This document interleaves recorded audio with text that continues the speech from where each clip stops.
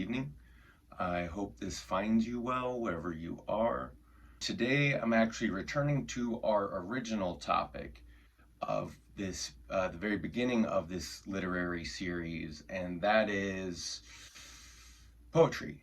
And poetry as a form of communication, and primarily of one's experience, one's knowledge and wisdom, as through one's sense perception as lived and observed in life, right? There's something personal to it.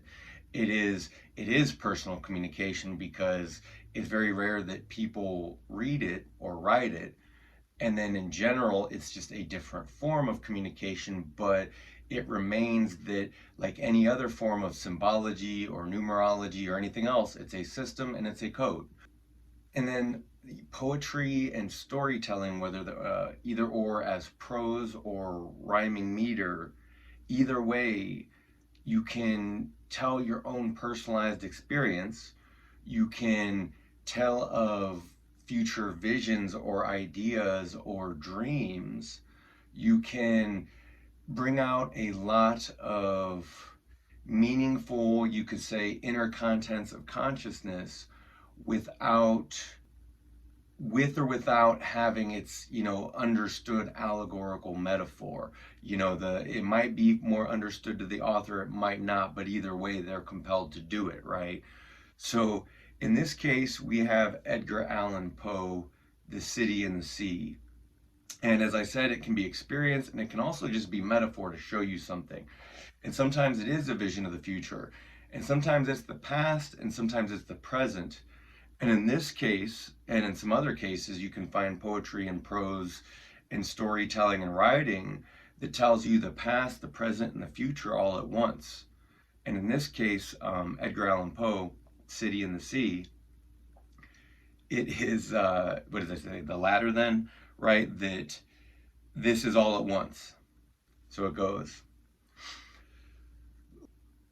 Lo, Death has reared himself a throne in a strange city lying all alone, far down within the dim west, where the good and the bad and the worst and the best have gone to their eternal rest. Their shrines and palaces and towers, time-eaten towers and tremble not, resemble nothing that is ours around by lifting winds forgot, resignedly beneath the sky that melancholy waters lie.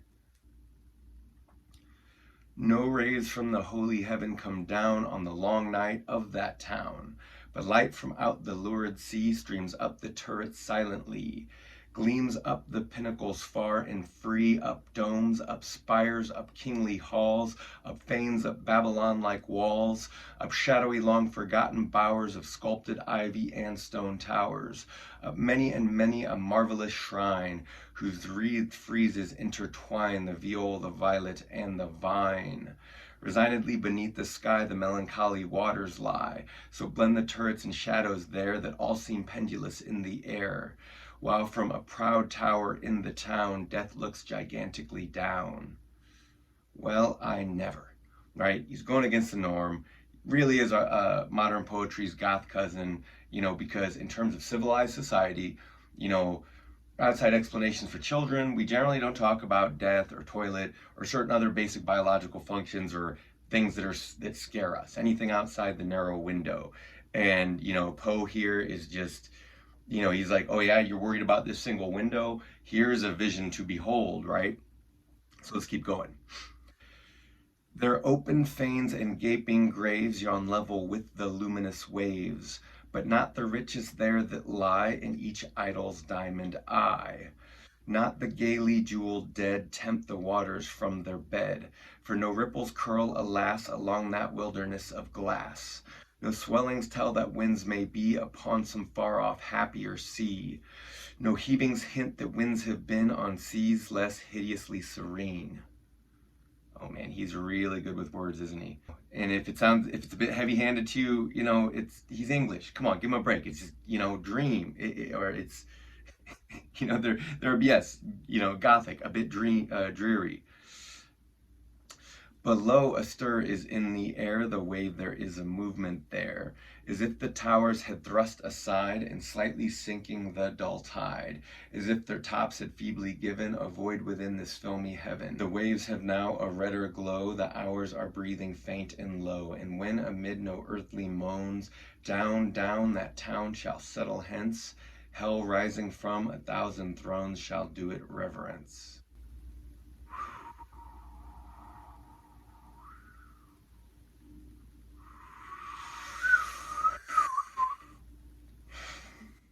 Well, past, present, future. Up from heaven down, descending in the waves it shall settle hence, hell rising from 1,000 thrones doing it reverence. If you've caught other content on this channel, you've seen these themes before. Especially given the zeitgeist of Poe's times and his concerns and everyone's concerns at every given time. All right, William Butler Yeats, The Second Coming.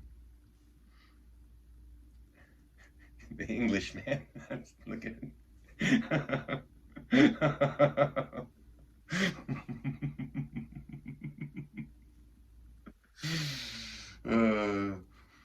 Turning and turning in the widening gyre, the falcon cannot hear the falconer, things fall apart, the center cannot hold. Mere anarchy is loosed upon the world, the blood-dimmed tide is loosed, and everywhere the ceremony of innocence is drowned. The best lack all conviction, while the worst are full of passionate intensity. And that, and that was echoed by, that gets echoed up through the ages to, what did Whitman say it, or am I mistaken it for Ginsberg and Howe? But also Chuck Palahniuk, even, in more recent times in Fight Club. So this is an old sentiment here, right? A certain, maybe even a nobler sentiment. So surely some revelation is at hand. Surely the second coming is at hand. The second coming, hardly are those words out, when a vast image of the spiritus mundi, or mundi, troubles my sight, somewhere in the sands of the desert. A shape with lion body and the head of a man, a gaze blank and pitiless as the sun, is moving its slow thighs, while all about it reel shadows of indignant desert birds. The darkness drops again, but now I know that 20 centuries of stony sleep were vexed to nightmare by a rocking cradle, and what rough beast, its hour come round at last, slouches towards Bethlehem to be born.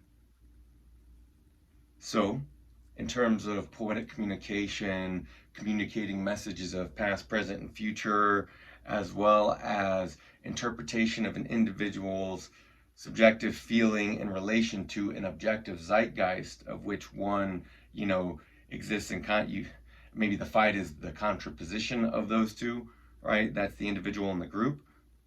But I asked the viewers and the listeners, because I've been following up most of these analyses with some sort of question. Maybe sometimes it's a bit too archaic or sophisticated even, and I should simplify more. But I ask you, viewers, anyone who listens, anyone who stumbles along, anyone who feels up to the question, no wrong answers.